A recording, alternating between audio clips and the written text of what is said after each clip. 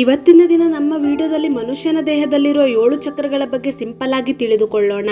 ಈ 7 ಚಕ್ರಸ್ ನ ಕುಂಡಲಿನಿ ಚಕ್ರಗಳು ಅಂತಾರೆ ಹಾಗೂ ಎನರ್ಜಿ ಸೆಂಟರ್ಸ್ ಅಂತ ಕೂಡ ಕರೀತಾರೆ.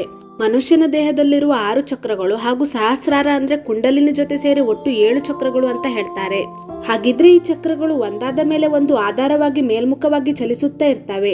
ಈ 6 ಚಕ್ರಗಳಲ್ಲಿ ಒಂದೇ ಒಂದು ಚಕ್ರ ಚಲಿಸೋದು ನಿಂತ್ರು ಮಾನವನ ಶರೀರದಿಂದ ಜೀವವು ಹೋಗ್ತಾನೆ ಅಂತ ಶಾಸ್ತ್ರದಲ್ಲಿ ಉಲ್ಲೇಖವಾಗಿದೆ. ಹಾಗಿದ್ರೆ ಈ ಚಕ್ರಗಳು ಅಂದ್ರೆ ಏನು, ಅವು ಮನುಷ್ಯನ ದೇಹದಲ್ಲಿ ಯಾವ ವಿಧಾನವಾಗಿ ಲೀನವಾಗಿದ್ದಾವೆ ಅನ್ನೋ ವಿಷಯಗಳನ್ನು ಇವಾಗ ತಿಳಿದುಕೊಳ್ಳೋಣ. ಪಂಚಭೂತಗಳು ಅಂದ್ರೆ ಭೂಮಿ, ಆಕಾಶ, ನೀರು, ಬೆಂಕಿ, ಗಾಳಿ ಹೀಗೆ ಪಂಚಭೂತಗಳು ಮಾನವನ ಶರೀರದಲ್ಲಿ ಲೀನವಾಗಿರ್ತವೆ. ಮೊದಲನೆಯದು ಮೂಲಾಧಾರ ಚಕ್ರ. ಇದು ಮಾನವನ ಶರೀರದಲ್ಲಿ ಗುದದ್ವಾರದ ಭಾಗದಲ್ಲಿ ಇರುತ್ತೆ.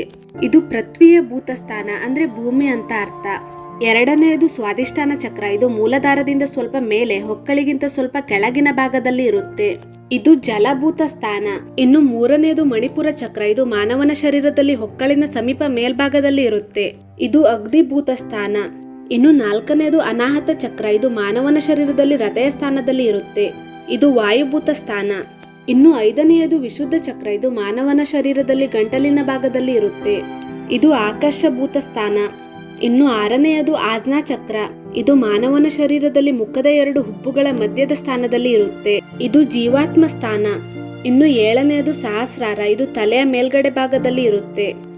ಇದು ಚಕ್ರ ಅಲ್ಲ, ಒಂದು ರಂಧ್ರ. ಇದನ್ನು ಬ್ರಹ್ಮರಂಧ್ರ ಕೂಡ ಹೇಳ್ತಾರೆ. ಸೋ ಸ್ನೇಹಿತರೆ, ಚಕ್ರ ಅಂದ್ರೆ ಏನು, ಅವು ಮಾನವನ ಶರೀರದಲ್ಲಿ ಯಾವ ಭಾಗದಲ್ಲಿ ಇರ್ತವೆ ಅಂತ ತಿಳ್ಕೊಂಡ್ರಿ. ಐ ಹೋಪ್ ಈ ವಿಡಿಯೋ ನಿಮ್ಮೆಲ್ಲರಿಗೂ ಉಪಯೋಗವಾಗುತ್ತೆ ಅಂತ ಆಶಿಸ್ತಿದ್ದೀನಿ. ಸೊ ಇದು ಸ್ನೇಹಿತರೆ ಇವತ್ತಿನ ಈ ವಿಡಿಯೋ.